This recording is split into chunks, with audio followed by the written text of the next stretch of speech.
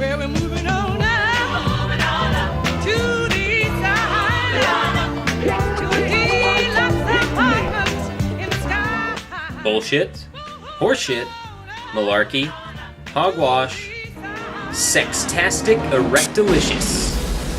Best damn golly gee whiz bang comic book movie ever, The Rocketeer. Dave Stevens, who came to us like Weird Al straight out of Linwood, was the original comic book writer and artist who also did production art for Zombie Jackson's Thriller and redesigned the suit for the Flash television show. Written, produced, and directed by Rocketeer screenwriters Danny Bilson and Paul DeMeo. He also storyboarded for Raiders and inked for Jack Kirby. Dave Stevens died of leukemia in 2008, which makes me sad, like a fat chick with an empty bra. Brought to us by Disney, the same shithole that promised us all jetpacks and flying cars by the magical year of 2000, decided to make visually good on that promise with The Rocketeer. Apparently they meant get to see a guy with a personal jetpack before 2000, which seems possible since this movie started production when Tomorrowland was being constructed. The film was released in 1991 but started in 1983. Steve Miner, director of the horror film House and Dawson's Creek, was slated to make the film with William Deere, but Disney putzed around too long, and after being told he'd strayed too far from the concept, he gave up.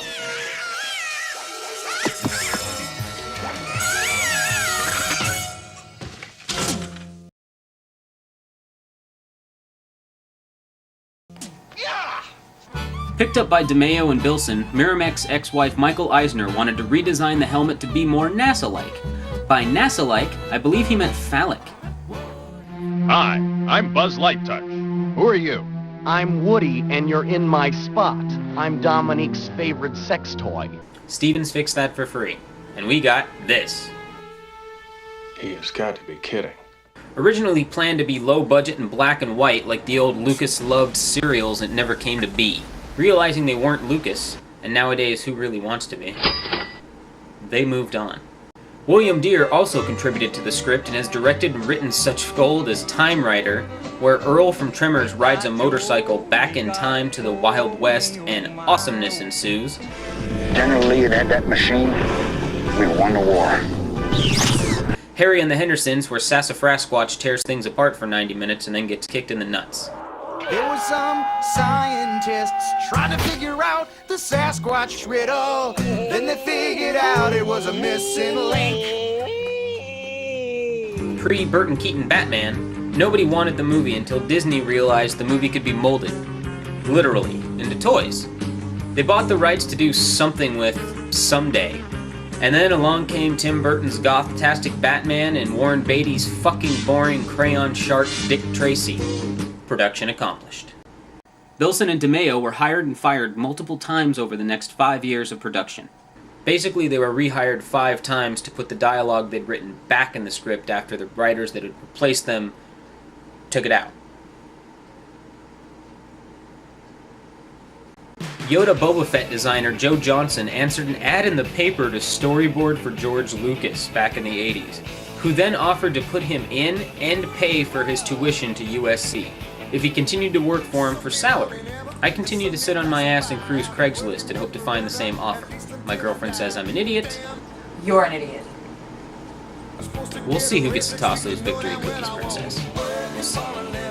For the Rocketeer, casting range from Kevin Costner, Matthew Modine, to Emilio Estevez, Vincent D'Onofrio, Dennis Quaid, Kurt Russell, Johnny Depp, and fucking Bill Paxton? Billy Campbell, heir to the real-life fortune originating in spark plugs, dated Jennifer Connelly after this movie for 5 years, then declared himself a lifetime bachelor. Billy Campbell is actually Bruce Campbell's second cousin. Strangely enough, if Billy Campbell and Jennifer Connelly did have a child, it would look like Billy Connelly. Somebody killed baby Jesus! Fact of the day, Billy Campbell is afraid of flying. No, really.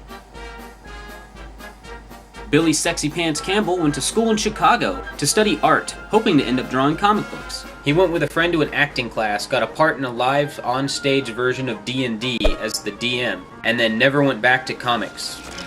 The rocket Sure you got the right house?